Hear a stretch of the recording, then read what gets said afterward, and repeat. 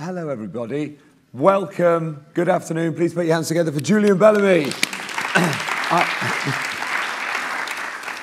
I'm sorry. I think I left my voice at the Soho House party last night. There it remains. I seem to remember finding my way into the DJ booth at about 3 a.m., completely uninvited.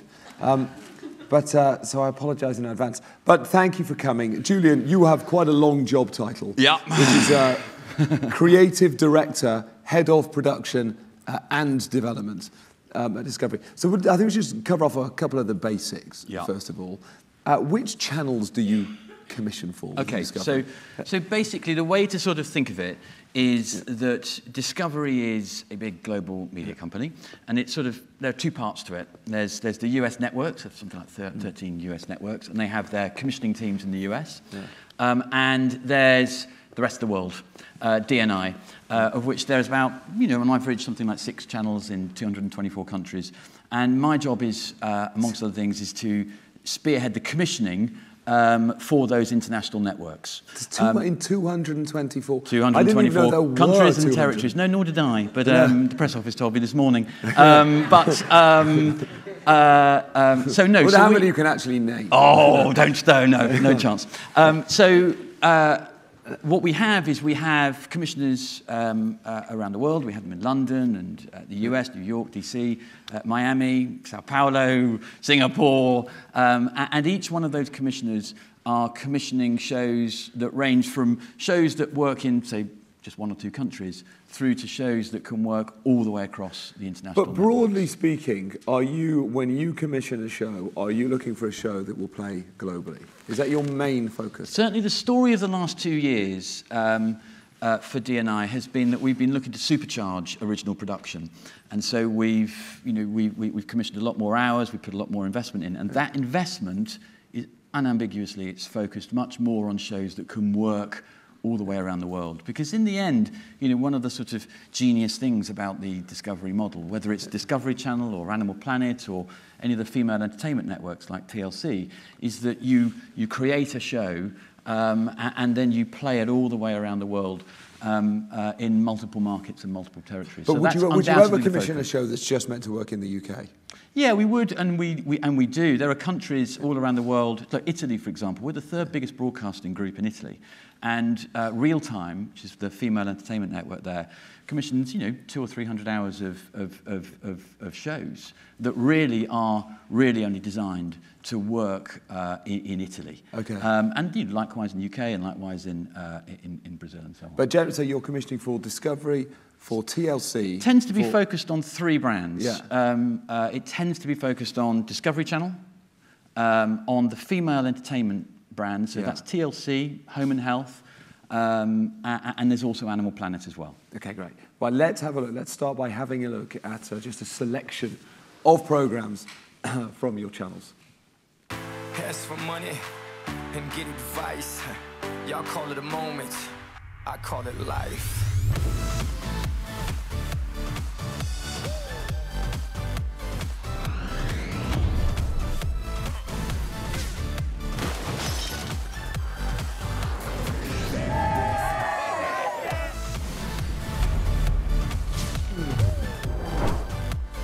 I would love to become the true master of this island.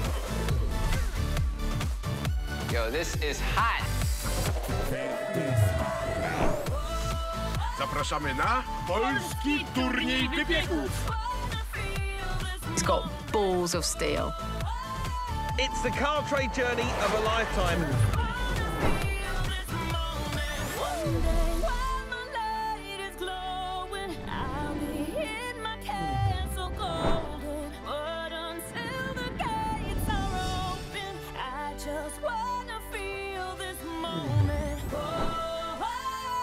This is why they call it the shark capital of the world.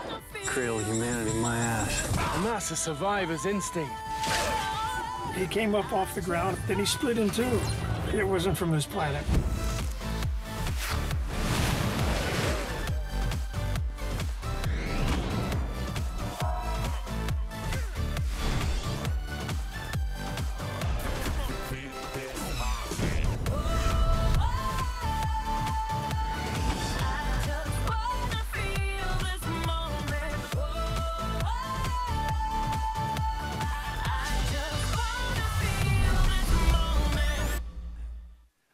quite a complex beast, isn't it, that you're that you're riding there. Is that, of all those shows, is there anything that connects them? Is there anything that makes a programme a Discovery programme? Well, if we just look at Discovery Channel, for me, you know, the shows that really work for us are shows that have great storytelling, great entertainment, great characters, but critically, and viewers use different words for this, but in the end, they want to learn stuff. And I think, you know, when we get the balance wrong, there's not enough great storytelling and entertainment, or there's not enough takeout and learning. Shows tend not to work for us. We need a blend of the two. But they have to, that's the key thing for you, is they have to have some kind of learning. Yeah, for Discovery Channel, absolutely. I think there's a little bit more latitude on some of the other channels. On our female entertainment networks, there's a bit more latitude. But I think certainly for Discovery Channel, it's a must-have. What's been the biggest hit of the last year? Well, define hit. I think for me, the show that I think has really stood out was, and this may lead into our first clip, was the show that was probably, for me, the scariest commission of the year, which was a show called Naked and Marooned. I don't know if we want to show the clip. Well, do you want to explain what it is, and then we'll show the clip if you like. Okay, so Naked and Marooned. You can probably guess. Yeah. It's quite straightforward. Yeah. So this is the show that gave me sleepless nights this year. I remember the pitch. I remember Liz McIntyre, the commissioner, and Dan Corn, who works for the channel side of the business, knew this guy, Ed Stafford, very, very well. And Ed is an amazing, extraordinary adventurer. He spent 2.5 years walking the Amazon alone and filmed the whole lot. And they came in and said, you know, his next big project, you know, what he wants to do is kind of be the real Robinson Crusoe. And I remember going, right. And they said, right, what he wants to do is he wants to be dumped on a deserted desert island in the middle of nowhere with no clothes, no food, no water, no supplies, nothing, no tools, nothing. No safety crew on the island, no crew at all, absolutely no one, and he wants to be left there for 60 days to see if he can survive or not. And I remember saying, when you say survive or not, what exactly do you mean? And of course, I very quickly discovered that they had, you know, obviously thought this through in, you know, tiny. So he's filming himself, isn't he? It is really just him. He goes out to this island just off Fiji, and he films this extraordinary 60-day experience entirely by himself. He's a very, very accomplished cameraman. And I think it's for me, one of the standout factual shows of the year. You did have nearby, on another island, a backup team. Yeah, there was a backup team. He had a sort of panic button, which actually he kind of uses because he survived for something like, I don't know, 25 days or something on cold snails. Because without any tools, it's incredibly hard to, you know, catch anything, cook anything. Yeah. And he had a bad one. Not that there are any good cold snails, but he had a bad cold snail, and he had terrible food poisoning. And all of that is shown, so it's very, very transparent. Yeah. I think it's a very, very powerful piece of telly. I think we'll have a look at this, and then I think we'll find that as we go through your shows, there is a bit of a theme that develops. It seems that Discovery is about, you know, shows that are story-driven, they're about character, they're about learning, and they're about people taking their clothes off. Let's have a look at Naked and Marooned. I'm Ed Stafford. I'm an ex-British Army captain and an explorer. In 2010, I became the first person ever to walk the length of the Amazon River. Now, I'm heading for Olarua, a remote island in the Pacific Ocean. For Ed to complete this task for 60 days without food, clothes, or any tools, I very much doubt it. I'll be filming it all myself. I'm taking nothing. No survival tools, no clothes, no food, no water. Come on, Rain. I'll be utterly alone. I could cry. That's so pathetic. I could cry. Still twitching a bit. Nice.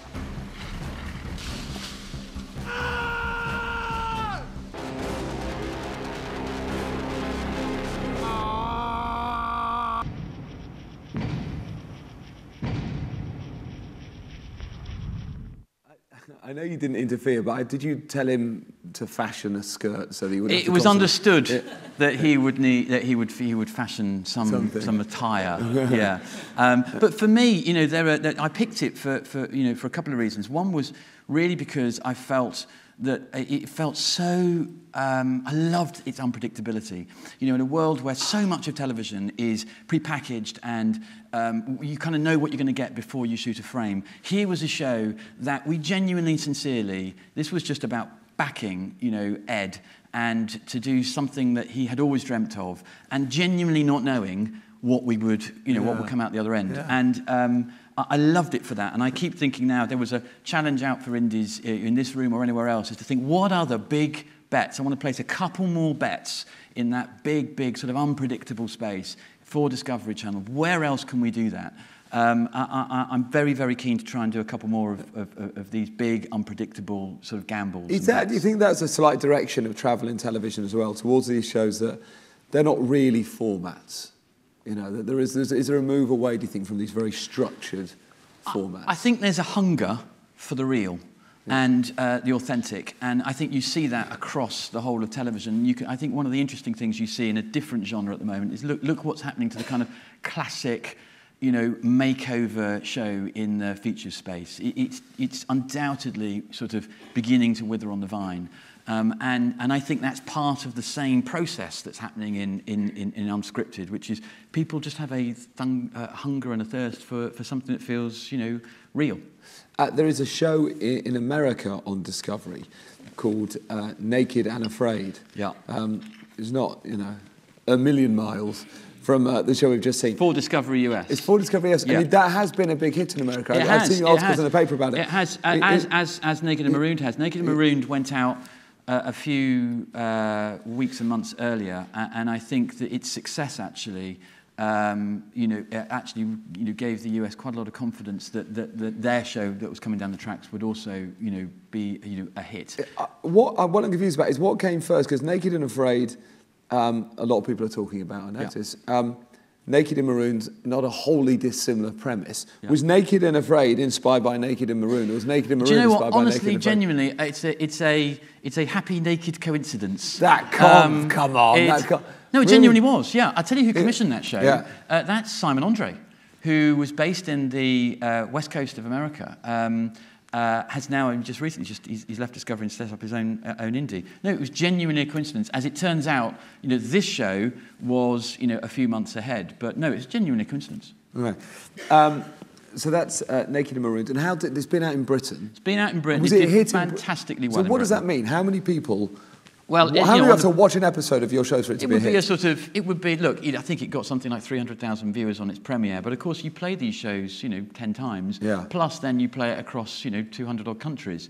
And it then went out in the US and did very well there. So it's still rolling out across the international networks, but it's done, so far, incredibly well. Do you know how many people will see it in total? I wouldn't want to guess, but look, you know, our hit shows, when they play around the international networks, will easily get anywhere between 50 and 100 million viewers. And I was wondering, in terms of recommissioning, so when you were at Channel 4, for example, you get your overnight figures and you know something's a hit. You know, the world where you knew whether something was a success, you know, the day after you broadcast. Do you miss that? No, you don't miss it. It's just... it's a paradigm shift, right? Yeah. So when you're in a world which is kind of like this, right? So you're big in one market and you're feeding one audience effectively. You can quickly see whether something works or not. You know, on the daily overnights. When you're playing a show out across 200 markets, it's, you know, you have to be a bit more patient. Yeah. It can often take us, you know, look, 3 months to get all the figures in. To get most of the figures in. And so one of the challenges we have is you don't want to wait too long, because if you're not careful, successful shows aren't capitalised upon, and you don't bring them back quick enough. But at the same time, you want to kind of make a judgment on whether you think it's working. Yeah. So, but you wouldn't wait for everything to come in before you recommission necessarily. You can get a sense of whether or not it's a hit. In the end, sooner or later, you've got to make a judgment. Okay. Let's have a look at another show. This is a clip that we have chosen. This is North America. Just tell us a bit, Julian, what is North America? Okay, North America is a big global landmark commission. It was spearheaded by Andrew Jackson and his team. I think Andrew's here, who's head of specials and events for the US network. It's a brilliant example, I think, of how we can pool our resources and our money very effectively with the US. It's a very, very special show. It's from the makers of Planet Earth, and did fantastically well. And listen, its quality speaks for itself. Okay, let's have a look. Here's North America.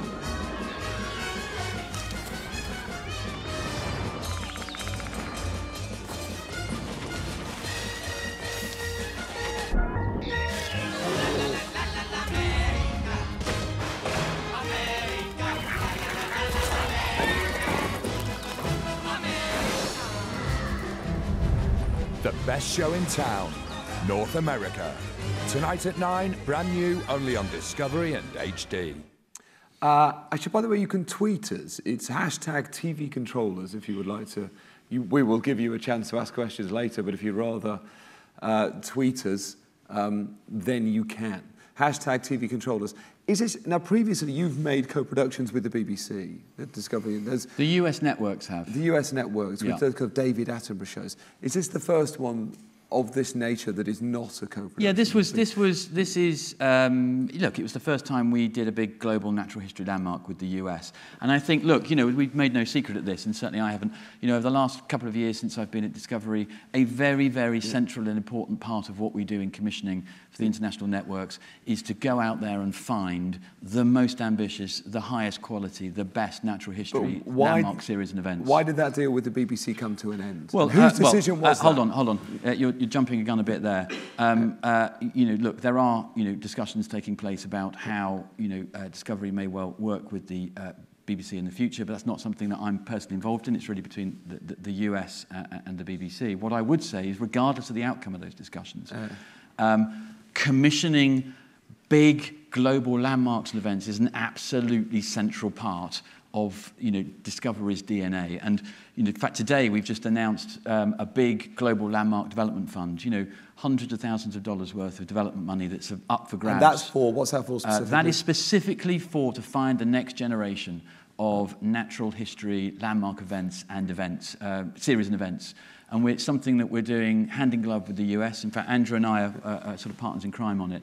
And look, the very first commission that I made when I joined Discovery 2 years ago was a show called How We Invented the World, which absolutely spoke to those core brand values of ambition and quality and global programming. So it's, whilst we make shows, obviously, like Naked and Marooned or some other more entertainment-driven shows, these shows are also absolutely core to what we're after in the future.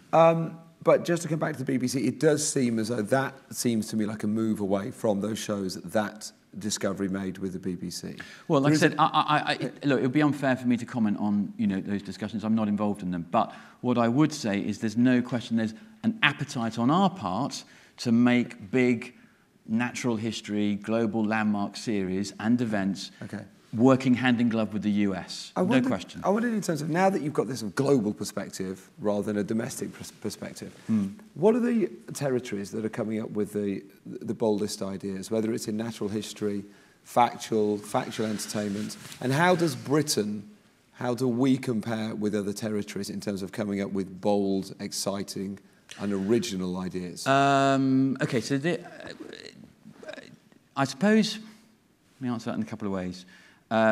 It has definitely been a real eye-opener. One of the working, across international markets and working and getting to know the US market very intimately has been a real eye-opener for me. And looking back at the UK market, I'm struck by a couple of things. One is that I'm absolutely struck by just how fantastically dynamic and creative the British production market is. British producers punch well above their weight around the world. It absolutely reaffirms my belief in that. What I would say about the broadcasting market, I think there's a very interesting question about whether the UK has quite the same leadership role when it comes to risk and innovation that it had, say, 5 or 10 years ago. So you're now talking about commissioners in the UK? I'm talking about the broadcasting landscape, I'm talking about channels, I think what you seem to be saying is, Indies come up with good ideas, channels aren't putting out bold ideas. No, is that what you're saying? No, I'm not saying. There's a lot of fantastic television in the UK. There's some brilliant television. But I do think when you look at when you look at, for example, you know, Scandinavia, you look at Western Europe, you look at Israel. I mean, you look at the US market. You know, you look at the US market in factual. There's good TV, there's bad TV, of course. But the good, the really good, unscripted Original shows in the US, I think, you know, you look at, and we're going to see a clip of this later on, you know, Wallander, you know, the sort of live events like walking across the Grand Canyon, shows like the Amish Mafia, Duck Dynasty. There is a lot more, I think, there is... risk-taking? Risk, innovation, playing with genre, challenging So kind of why some is of the there rules less of the of game. that here? Well, I don't know. I think that's the interesting question. And I think... But are you saying when you look at like your old Channel 4, you look at that and you look at their factual output and you think there's not enough risk-taking? No, it's not about any specific channel. I think you're looking at the broadcasting landscape as a whole. And I think it's a very interesting question about whether it's... Well, are there quite factual on shows on British telly as that it you used to really be. admire, that you think, that Oh, I wish that was on Discovery? Are there new shows that have come through in the last year or two that you really admire? I think, look, I think there's a lot of great telly in the UK. You know, I've always been, you know, a huge fan of the whole kind of fixed rig, you know, documentary phenomenon. I love shows like, you know, A&E 24, 24 Hours on A&E. And obviously One Born Every Minute and shows like that. I thought The Undateables was fantastic. Could they be Discovery shows? No, not necessarily Discovery Channel shows, but there would certainly be a place potentially for them in the portfolio. And look, you know, there'll be some markets around the world where, you know, One Born Every Minute, for example, you know, there'll be some of our Latin American networks that will acquire that and put it on their own channels in some of the female entertainment networks. But are you saying that in Britain, factually, we've been relying on fixed rig for quite a while now? That there's just not enough bold, new, innovative stuff coming down the line in Britain? I think that is the question. And I think for me, I would put it slightly differently. I would say that I'm struck by the sheer amount of, by the amount of risk and innovation that's happening in some of the US markets. What's preventing risk and innovation in Britain then? Look, I don't know. I think maybe it's just, you know, cycle. Maybe it's, you know, markets go through different cycles. But also, look, you know, the US market, I think, is very dynamic at the moment, you know, and it's very competitive. One of the things that's been a real eye-opener for me has been, you know, really getting to know the US market very intimately. And you know, it is ultra-competitive. And you know, I think, you know, competition can often breed innovation as well as it can breed, you know, copycatting and so on. But I think it can also breed innovation. Okay, let's have a look at another clip. This you have chosen, Julian. This is Breaking Magic, which is this made by Objective? This is made by Objective, by Andrew Newman. Hi, Andrew. Is this an Andrew Newman idea? This came over a breakfast between Andrew Newman and myself. Yes, this is. I picked this because this is the sort of surprise. This is how to get a show on Discovery. This is breakfast with yeah, Julian that's right. Bellamy. Yeah, this was the surprise hit of the year. Yeah, was it? Yeah. Okay, here is Breaking Magic. Illusions mastered. Audiences amazed. Is it science? Or magic? 4 magicians team up to reveal extraordinary acts. Rather exciting. Good old-fashioned magic. Witness the unexpected as magicians blow our minds. From the mystery of street magic, How'd you do that? to the world's most electrifying stage. Across Warsaw, London, and New York. It's magic. A show that must be seen to be believed. An all-new series only on Discovery Channel. Well done, Andrew. And so that's clearly that's on the Discovery Channel in the UK, and is that also going on to Discovery Networks? Yeah, look, this has been a big hit for us. Look, I guess the story of this is that before I joined Discovery, I hadn't watched a huge amount of it, if I'm honest, and I thought I knew what was on Discovery Channel, and I knew that it was survival, adventure, and science and natural history. But when I joined and I saw a lot more of it, and I talked to people in the company, it was very obvious that there was a real appetite for range, and in particular, I think, sort of entertainment-led shows. And so, yes, it was, one morning with Andrew Newman who said, you know what you should do? You should do a magic show. on Discovery. What would a magic show on Discovery be? And this is what we ended up with. And what's the learning? Because you said you have to have learning in a Discovery show. What's the learning? So the basic idea is you get a bunch of magicians who go around the world performing what people think are extraordinary magic tricks, you know, on the street, in workplaces and so on. And you wow and amaze these people with these magic tricks, except none of them are magic tricks. They're just science at work. And so the way the show works is you see a magician do their trick, you see people go, oh my God, how did that work? You know, how did you do that? And then you reveal the science behind how it was done. Okay, okay. So, and this is played globally, has it? Yeah, this is played, I mean, as soon as we were, you know, a little nervous about it because, look, it's you know, pretty much new talent. There's no big names there as such. Up-and-coming talent. It was, you know, very entertainment-driven. It's a magic show. So we were a little bit nervous about how it would land, but it was pretty much an instant hit, and it's now, you know, I think it's one of the top-performing shows outside of America. It's been watched by something like 70 million people around the world, and it's back for another series. From the point of view of an indie being commissioned by Discovery, obviously, I think if you get a show, say, on a domestic channel, you hope that you then resell that show abroad. With Discovery, do you buy all the international rights? Is there no opportunity to make for a sort of secondary income from the programme? Yeah, it depends on, look, it depends on the show, right? So we commission around, or co-produce around about 1,200 hours a year. And that's a combination of shows that will work, are designed just for one market and some that are designed to work internationally. Look, if we really are, you know, if the purpose of that show is to work primarily in one market, then look, there are deals to be done, and you know, there are lots of different ways in which you can engage with Discovery. Tell us all about that show. Is a show that is designed to work across the international market. So you buy the international rights for that? We buy we need to be able to take enough rights to properly feed the international networks. That is the business we're in, and that is the business model. Saying so that, the only way... Well, hold on, because there's an important nuance here. Yeah. Saying that, we know that we have to make, you know, a financially attractive offer to a producer, and so we pay well. And how does your budget compare with? I'd say broadly in line with terrestrials, give or take. And also we can order in a volume that you don't often see. So how many was that? Well, that was actually a pilot run of about 9, I think. Okay. And we'll look to do a lot more. Yeah, we'll look to do a lot more. Your next run, the next series would be more than 9 episodes, yeah, would it? It's bigger.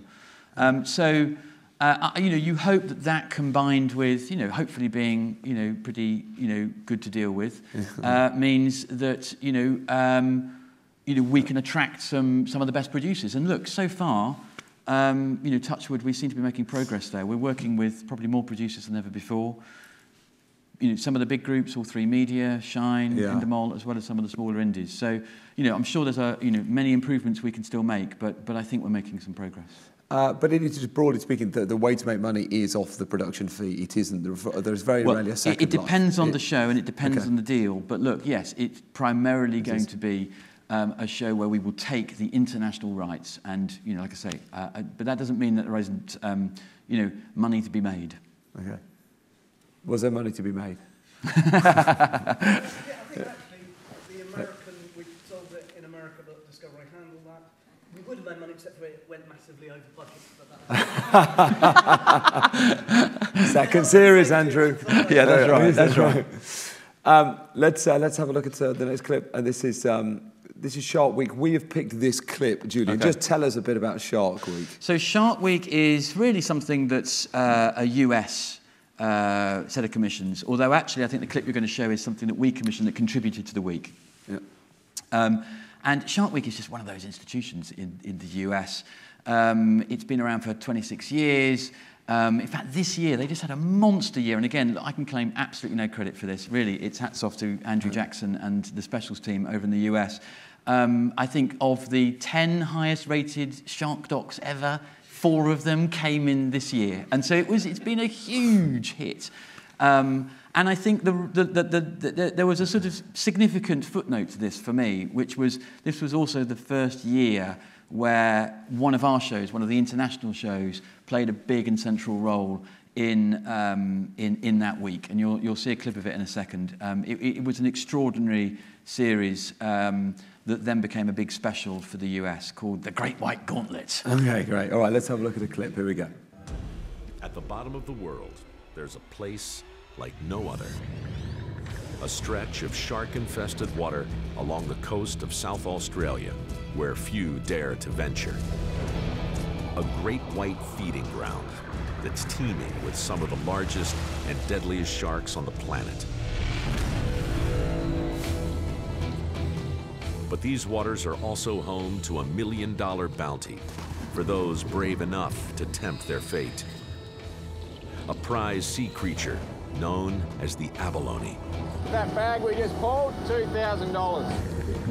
But to harvest it, divers must enter this shark-feeding frenzy. Returning now to our top story. A search has failed to find any trace of an experienced abalone diver taken by 2 great white sharks as he returned to his boat off the coast near Port Lincoln. The jackpot is huge, but only if they survive the Great White Gauntlet. This was a show that was a huge hit in Australia. It was commissioned by the team from Singapore in conjunction with the Australian office, and was a huge hit for them. Then has played across the international networks, and now has played in the US. And I think it's a brilliant example of how, Discovery genuinely lives and breathes the mantra of being a global media company. Is that more about entertainment or more about science and nature? No, I wouldn't put that. I wouldn't use the word entertainment for that as such. I just think it's great storytelling. Actually, that show was. That show is it's actually a very, very moving and emotional show, because one of the divers that you see in the series, who talks about the risks that he takes, and that the fact that he wants this to be probably one of his last diving seasons, actually gets fatally attacked by sharks in it, and unfortunately dies. And it's actually a very, like I say, very moving and very emotional show. I mean, it's very powerful, actually. Oh, but is that so? If it's not entertainment, what is it? What is that? I just think it's great storytelling. But what genre of TV is that? Factual, unscripted. Factual. You can call different names, you give it different names, but in the end, or a documentary. I mean, in the end, it's a glimpse into an extraordinary world with people that you can't quite believe are doing what you're seeing. And have characters that you connect with, and about stories that connect with you at sort of a deeper level. I think there is a sort of, almost sort of mythical quality to how our enduring fascination with sharks, and I think these shows speak to that. Is people doing quite extreme jobs quite specifically one of the things that you look for? I think you're looking for something that's out of the ordinary. And I think quite a lot of what personally I'm drawn to are characters that you have a sort of deeper connection with you. People who you can sort of live vicariously through, in a sense, where you can, they are doing things that in a parallel universe you would, part of you would love to do, but no, you never will. I think that sense of living, that connection, that seeing things vicariously like that, I think is a very powerful thing in some of the shows that we look for. Okay, great. Let's have a look at another clip. So, by the way, it's hashtag TV controllers if you'd like to tweet us, which some of you have been doing. We'll come on to them in a minute. This is a clip of swinger wives. I thought I'd liven up the. I thought I'd liven things up. And this is. You chose this clip. Is I this did. your own commission? I did, and yes, this is my own commission. This was kind of the most extraordinary thing I think we commissioned over the last 12 months. In a way, we should probably see the clip, and then I can sort of explain it. But for me, it was also a real learning curve, I would say. Yeah. What about the world of swingers? Yeah, well, but also... What did you learn? Well, for me, look, I commissioned this show. We commissioned this show just because, look, it's absolutely it's extraordinary.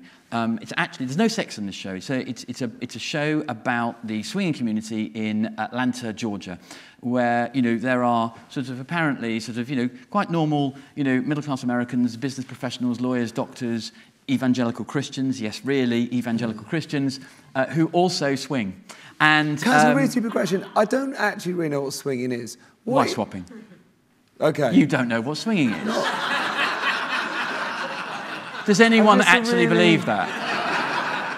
I think I'm just a really innocent man. I just... hang on a minute. It's when a man and a woman...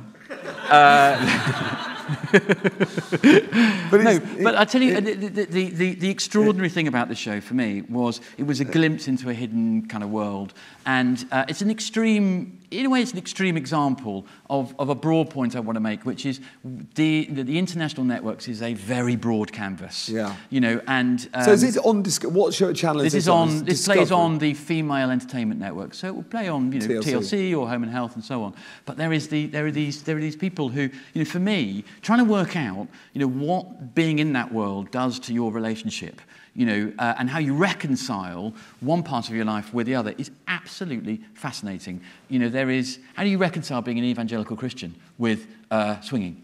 I mean, with difficulty is the answer. But, you know, it's really, really interesting. And there is a scene in this in this show where you have the couple who are shot in, you know, these evangelical Christian couple who are going to get married. You know, they're engaged, and there's a two-shot of them where they're having a discussion about whether they should swing on their honeymoon or the wedding night, and then they go to the pastor, and she's, you know, wanting to sort of find out if there's a sort of scenario where you know, where God would be okay with what she does, and of course, look, I'm no theological expert, but I think the answer was no, and I guess for us, you know, for me, you know, I think the big thing we sort of learnt about this show really was the ratings, that it was like TV Marmite, and it really worked in some markets. You know, they loved it in Scandinavia, Australia. Really didn't work in others, Asia. And actually, the sort of serious point here is that really what we're looking for are those sorts of subjects and stories that unify. And I think, you know, these sorts of shows, you know, even though I thought it was absolutely fascinating, they polarize audiences. And does that, well, actually, let's talk more. Let's have a look at the clip. We've been waiting long enough. Please swing his wife. Atlanta is a town of steep contradictions. We're in the heart of the Bible Belt. We're in the Deep South. I think people would be very surprised to know how big the swinging community is in Atlanta. Swingers can be anybody. More than likely, you've got a neighbor that's in the lifestyle. Every facet of life that there is. The girl that helps you out finding a dress at the mall, a server at a restaurant. Vice presidents of corporations, all the way down to the guy bagging your groceries at the grocery store. Not all swingers are freaks. People look at us like we're just floozies, just running out here, sleeping with everybody. In our swinging lifestyle, I'm more empowered. I am in charge. You know, we're just normal people. We just like to open up our relationship to other people as well.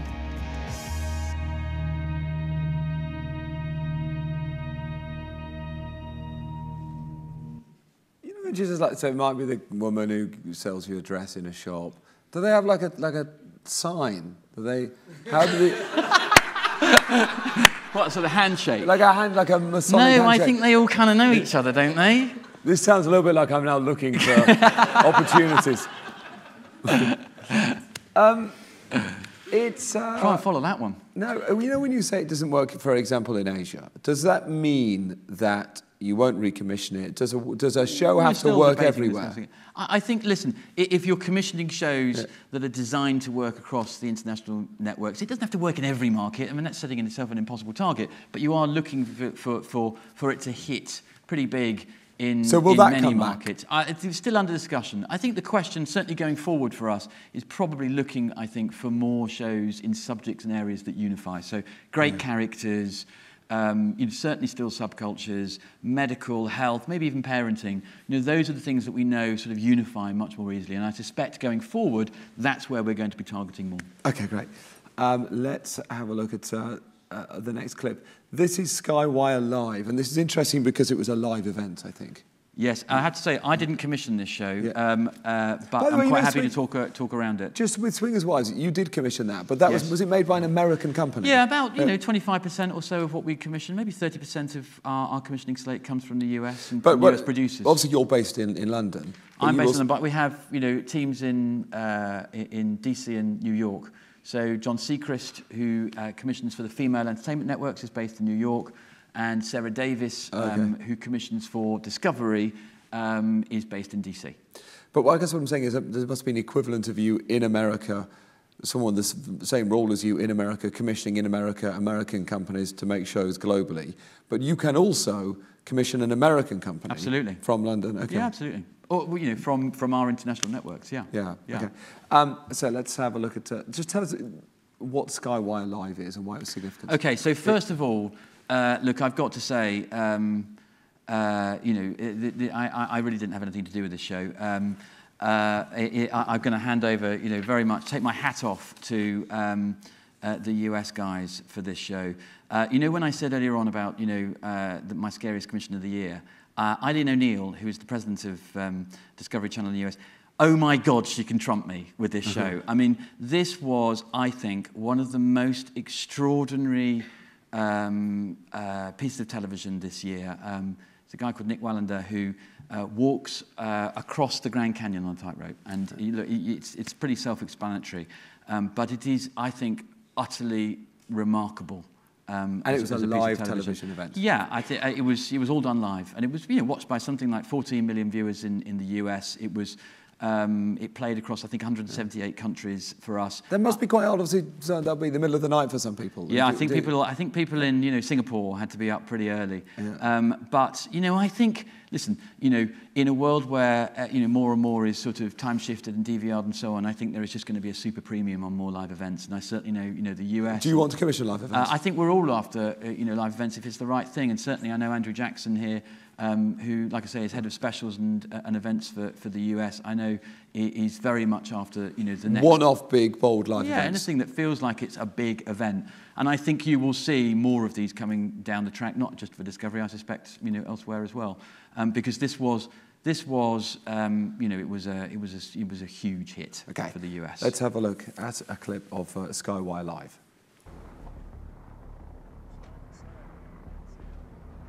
Cable reaction, all right? It's okay. It's not my favorite, but... All right.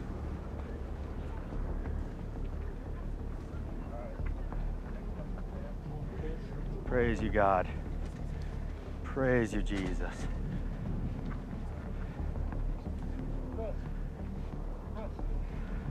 How I love you.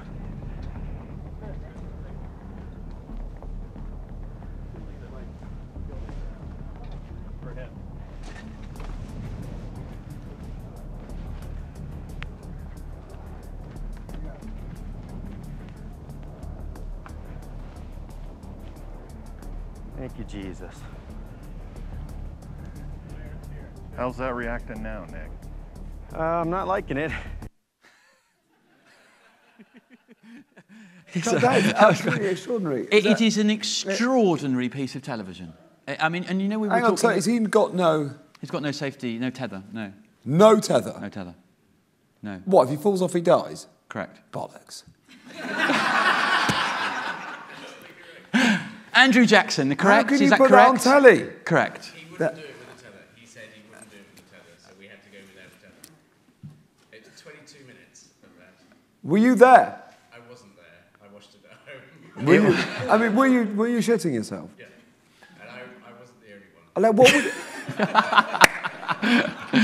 If he had fallen off the wire, that would have been a massive PR disaster. Wouldn't it? I mean, how? I don't know. I mean, it's something that he wanted to do, and I think it's absolutely remarkable. The one that he did before was Niagara Falls, was it, Andrew? Yes. Yeah, he'd already done the Niagara Falls. This is what he does, and it is. When we were talking earlier on about innovation and about being bold. I mean, oh my God, to me, that is is just an extraordinary piece of unusual original television. It just looks spectacular. Yeah. But you must have had a contingency then. You must have meetings where you said, if he falls off, how do we handle the fallout? Yeah, absolutely. The contingency binder is about this thick. Yeah, there was a huge amount of discussion about it. But Julian's completely right. Eileen... If he'd slipped off the wire, would you have carried on filming all the way down to the ground?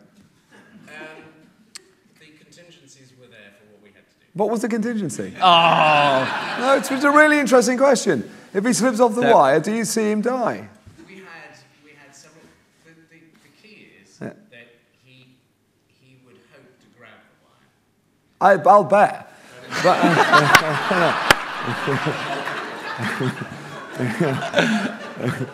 the contingency was he hoped to live. So,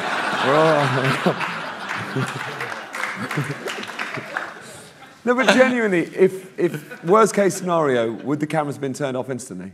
Yes. If worst case scenario, the key was the cameras, we would have cut away. Okay. God, that is exciting, though, as a piece of television. It's just, I thought it was one of the most remarkable pieces of television I've seen for a long time. Is that, you know, earlier you were saying there isn't that much bold factual programming coming out of Britain. Is that an example of something that we're not doing here? I'm not saying there isn't bold programming coming out of Britain. I just think there is I think there's a very interesting question about, you know, whether it's, you know, quite in the same leadership position it was 5-10 years ago. And you look at what's happening in the US at the moment, and you see some of these shows coming through. And you know, I have over the last couple of years, you know, I thought I knew about American television. And actually, I've been struck by how little I knew. You know, and actually, you know, seeing a lot of it very close up, I have a huge amount of respect for a lot of those shows and a lot of the producers and a lot of the broadcasters. Are you in discussions now about potential other big one-off live events? Do you have more? Yeah, I mean, I don't at the moment have anything big lined up. I know the US, you know, do, but I think, look, I think this is you're going to see more of this coming down the tracks over the next few, you know, months, I'm sure. Great, that was thrilling. Let's talk about Bear Grylls. We're going to show a clip of Bear Grylls' escape from hell. This is a bit confusing, isn't it? Did Bear Grylls fall out with you guys? And then he didn't. No, you must have been. No, yeah. What happened? He left Discovery. Oh, well, look, honestly, here's what I would say about it. I'd say, you know, sometimes with a good friend, you fall out and then you make up. And there were... What was the fallout about? I knew you'd ask that question. Yeah. I was trying to avoid it. No, look, honestly, it was all about, you know, it's about deals, you know, and I really don't, it'd be inappropriate for me to go into, you know, any detail on things that genuinely should stay as private conversations. The important But it was thing now, a contract dispute. No, the important thing now is... It was about money. No, I'm not saying that. I'm just saying it was about, you know, look, it was about deals. And I think... Was Michael Foster involved? I'm really trying to backpedal here.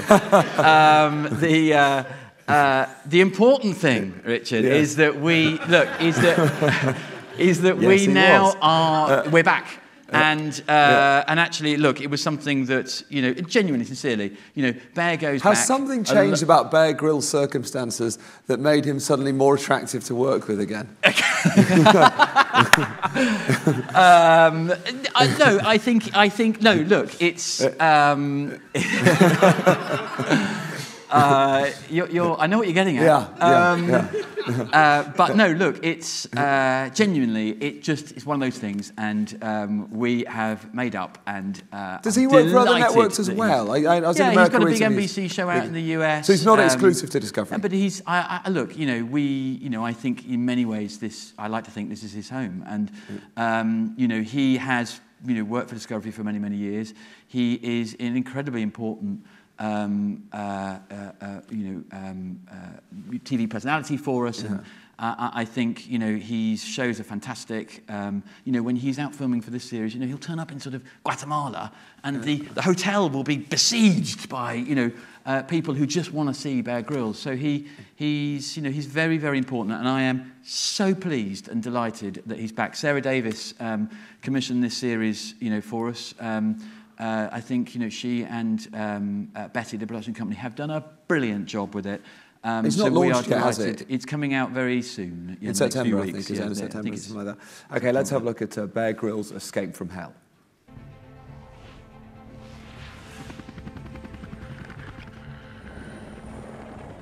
I'm Bear Grylls, and I've dedicated my entire life to seeking out adventure and pushing myself to the extreme. Now I'm exploring the most incredible real-life survival stories from around the world. Ordinary people who went through hell but lived despite the odds. This time I'm in Canada's snow-covered mountains, retracing the steps of 3 extraordinary men who all cheated death. If I miss that tree, I'm dead. I was completely and truly helpless. I'm just like totally devastated. Is this the day I die?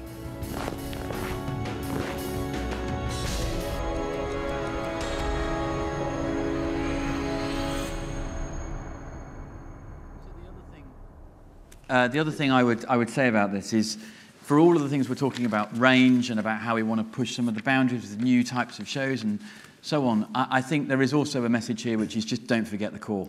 You know, there is, you know, a core part of what makes Discovery work, which is this sort of extraordinary thing of man versus the wilderness that Bear is so sort of, you know, emblematic of. And I think, you know, finding new ways of telling extraordinary stories in that survival and adventure genre is going to continue to be a big priority for us going forward. Okay. And is he one of the few faces of Discovery then? Is it important that you have these faces? Yeah, I think it is really important for us. But, you know, there are lots of faces as such. I mean, they're very important for us because, look, you can clone a format, but you can't clone a talent. And as Kevin Ligo used to tell me, I think he's dead right. You know, it's very, very important to have these faces and these personalities.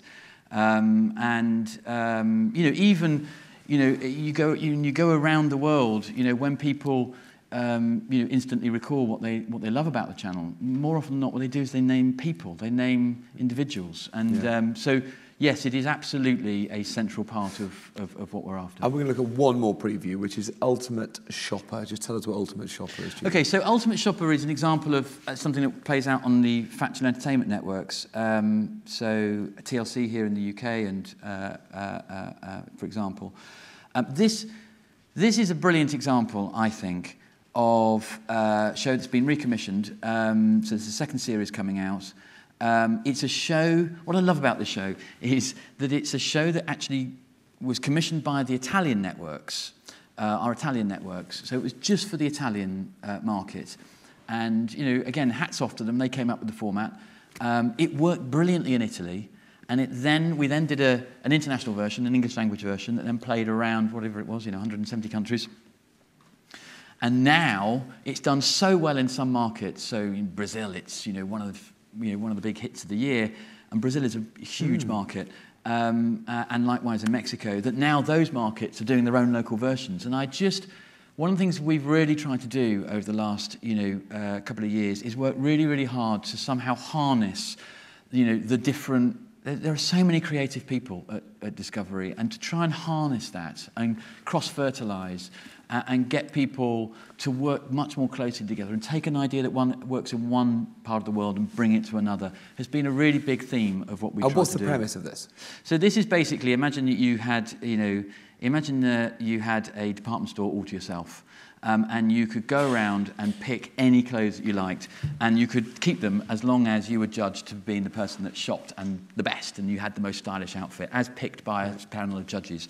So it's very, do you know what? It's very funny, and the panel of judges are great. And it's like I say, it's done pretty well for us. Okay, let's have a look at Ultimate Shopper. They fancy themselves as glamour pussies. That'd be really good to show off my cleavage. But are they really deluded divas? How could any man resist those legs in these shots? 4 fashionistas are let loose in a free and fabulous store in a bid to outstyle each other. I think there could be potential of man dressed as lamb. From yummy mummy to slummy mummy. Will it be hit? Love it. Or miss? No one ever got laid in mustard. Ultimate Shopper next Wednesday at 9. Brand new and exclusive to TLC. I look like my mother.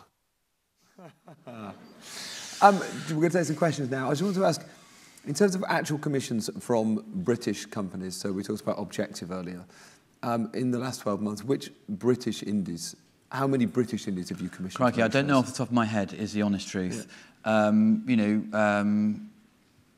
I honestly couldn't say, actually, off the top of my head. I mean, certainly in, I don't know, 20 or 30, maybe more. Okay. Certainly in terms of co-productions and commissions, many, I would say. Do you have many shows that are shot domestically? Because we haven't seen many British shows in those. No, I think we do. I mean, again, it slightly depends on what the show is there to do. But yes, we do occasionally have, and more than occasionally, we do have shows that are based in Britain. Listen, for us, the key thing is where is it? Where is the best place to tell the story? Okay. And actually, one of the big advantages I think for us is that we aren't quite so hamstrung by having for it. It's fine sometimes, quite often, if it's not filmed in Britain. It just depends on what's best for the story. Okay. Right. Do we have any questions? We have a couple on Twitter. Any questions in the room? Yes, gentleman there. If you wouldn't mind telling us your name and who you work for. Broadcast Magazine. Julian, you said earlier that obviously you're not in the discussions with the BBC in terms of the States. But I wonder if, given that Discovery in the US was doing these big deals with the BBC, you might benefit as a UK broadcaster if that deal ends, in the sense that you will have the sort of might of a big US partner to do these landmark documentary series. I think you've got to put them in 2 separate boxes. Honestly, I really do. I think regardless of the outcome of discussions with the BBC, we are very, very focused, regardless of what happens, on making this a very big priority for us. That's why we've announced... Making what priority? Finding big global landmark series and events, and working very, very, pooling our money and resources with Andrew's team in the US. Why might you pull out of the BBC deal? Why might... I'm not going to... Do you know what? I'm really not going to get into it, because I'm not involved in those discussions, and I really don't want to... It would be wrong for me to get into any detail. Okay. Let's take another question. Yes, lady there. We'll just get the microphone to you. Thank you. Hi, Anne Laking from STV. Just to pick up on that landmark series thing, so are you looking only in the natural history arena, or just in those big subjects? I think it could certainly be natural history, but it could be engineering, science, history. I mean, we are really the big call is that we want to make a big impact with the highest quality, most ambitious show we can possibly get our hands on. And I think the less rules, the better. Certainly, we would expect natural history to be part of it, but it's certainly not exclusively natural history, no. That wasn't actually my question. Oh, sorry. My question was something you mentioned earlier, which you were talking about subjects that unify, and you mentioned subjects like medicine and health and even parenting. Can you talk a bit more about that and where they would play for you? Yeah, we've had actually quite a lot of success, for example, in health, where we have, a number of shows that have worked well for us there. What's an example of a health I'll give show? you a show, actually a show that, interestingly, didn't particularly work in the UK, but has worked outside of that. It's a show called Last Chance Salon, that, is all about sort of cosmetic surgery and beauty disasters and what went wrong. That did very, very well for us in a number of countries. And I think the challenge for us in this space is, frankly, is to find shows in that health and medical space that feel like they're another turn of the wheel away from, embarrassing bodies. And I think that is the challenge for us. And, we're beavering away hoping that we can do that. But I think that's the challenge for any producers in this room. That's the thing we're trying to... A turn away from something like 24 Hours in A&E as well. Yeah, we don't tend to be honest, we haven't really commissioned a fixed rig series ourselves. Would you? I think if it was the right thing, I'm more interested in finding the next thing. To be honest, I mean, the fixed rigs first appeared in 2008. I mean, that's a long time ago now. So, to me, I'm much more interested in trying to get people to think about what's the next thing, rather than look backwards. And parenting, what did you mean by that? What sort of show? Well, I think, look, again, it's one of those subjects that unifies. Joe Frost, has obviously got a series with the US at the moment. It's just playing out across the international networks. So I think that could also be an area. But in a way, I think, for me, the thing that I think is the biggest opportunity is in that whole kind of medical and health space, as well as great characters. It's no coincidence that... But it has to be kind of extremes, does it? I think, I wouldn't say extremes. I think they're extraordinary. You're looking for extraordinary manifestations of things that we all relate to. Okay. Right? So, great characters, for instance. It's no coincidence that, Breaking Amish and Honey Boo Boo have been the hits that they are, because they have just extraordinary characters whose stories you connect with, but nevertheless are utterly, and are very captivating on TV. So I think characters, medical health, that tends to be really where we're focusing at the moment. Okay. Let's have a look, a couple on Twitter. Julian Bellamy explaining what swinging is to @Richard P. Bacon. Bacon seems fascinated and may now be on the prowl. Is that an offer? Is that how it works? Did you consider shooting the High Wire Grand Canyon show in 3D? Not that I'm aware of. Andrew, unless you know anything different from me, no. Okay. No, I think is the answer to that. Okay. Thank you very much. We're more or less out of time. Was there one other question? We could do another question very quickly, but it is now 1 o'clock, so we shall leave it there. Thank you very much, ladies and gentlemen. Julian Bellamy.